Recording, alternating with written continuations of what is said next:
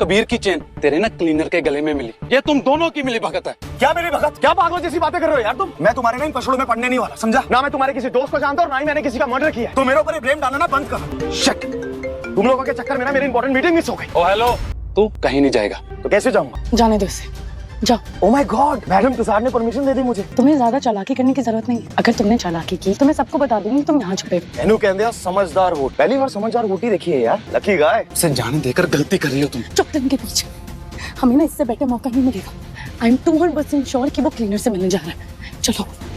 एकम लाया आसमा के नाम का अरेस्ट वारंट और कबीर की लाश देखकर सबके होश उड़ गए। भाई उदारिया के एपिसोड में हम देख रहे हैं कि जो आलिया है उसने जॉर्डन के साथ हाथ मिला लिया है और जो लाश थी जो आसमा और अरमान ने जो डिग्गी में रखी थी वो जॉर्डन की गाड़ी है और वो लोग उसके घर आ जाते हैं, लाश ढूंढते हैं, उनको लाश नहीं मिलती और यहाँ पर वो जॉर्डन से पूछते हैं कि कहाँ गई लाश। पहले तो जॉर्डन पूछता है कि आप लोग कौन हो और यहाँ पर कैसे आए हो और उसके बाद वो ऐसा बनाता है कि उसको कुछ पता ही नहीं है। लेकिन जब वो बोलता है कि हाँ मुझे पता है कि कबीर का खून हुआ है और कुछ फोटोग्राफ्स भी खींचे गए हैं, तो उसके बाद आसमा और अरमान को यकीन हो जाता है कि ये सब जानता है। और एक सीन ये भी है कि अरमान और जॉर्डन के बीच हाथापाई भी हो रही है क्योंकि भाई जॉर्डन ने लाश छुपा दी है, उसकी गाड़ी में थी लाश और यहाँ पर वो बता भी नहीं रहा है कि कहां पर है लाश। और फिर हम एक सीन में देख रहे हैं कि एकम के पास वो फोटोग्राफ भी पहुंच जाता है जो जॉर्डन के हाथ में था, जिसमें कि जो आसमा है वो कबीर को चाकू मार रही है। जब एकम ये देखता है ना ये वाला फोटो तो उसके होश उड़ जाते हैं। उसको समझ में नहीं आता कि आसमा ऐसा क्यों कर रही है और यहाँ पर आसमा, अरमान और आलिया तीनों लोग गायब हैं। तो वो घर आता है अरमान के और वो बोलता है कि कहां पर है तीनों लोग। तो बोलते हैं कि उन घर वालों को भी नहीं पता कि पता नहीं कहां पर है। यहाँ पर वो बताता है कि आसमा ने कबीर का खून कर दिया, जिसके बाद ना वो लोग कहते हैं कि भाई हम तो सपने में भी नहीं सोच सकते आसमा ऐसा कुछ कर सकती है।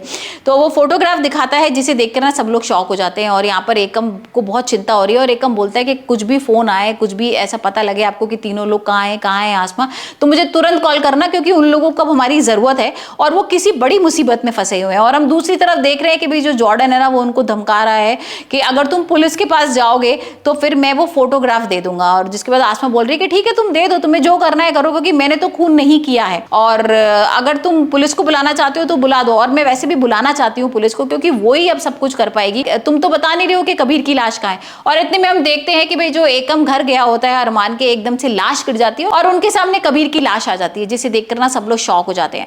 तो अब देखना होगा कि भाई वो कबीर की जो लाश थी वो कहाँ गायब हो गई थी और दोबारा से कहाँ से आ गई। भाई इस सब के पीछे मुझे तो लग रहा है कि जॉर्डन का ही हाथ है और कहीं ना कहीं जॉर्डन और आलिया ने तो हाथ मिला लिया था। तो हो सकता है उन लोगों की प्लानिंग हो अरमान और आसमा को फंसाने के लिए, या तो मेन आलिया की प्लानिंग थी आसमा को फंसाने के लिए क्योंकि आसमा के ही फोटोग्राफ्स खींचे गए हैं चाकू के साथ। तो हो सकता है कि जो एकम है वो अरेस्ट कर ले उसको क्योंकि वो अरेस्ट वारंट भी लेकर आया है, या हो सकता है कि अरमान जो है वो कुछ ऐसी कहानी बताए कि भाई आसमा को जेल नहीं हो अरमान को जेल हो जाए। क्योंकि हमने एक प्रोमो भी देखा था ना जिसमें अरमान को ना पुलिस वाले लेकर जा रहे हैं और आसमा चिल्ला रही है कि नहीं अरमान ने कुछ नहीं किया है। तो अब देखते हैं कि भाई कबीर का किसने किया है खून।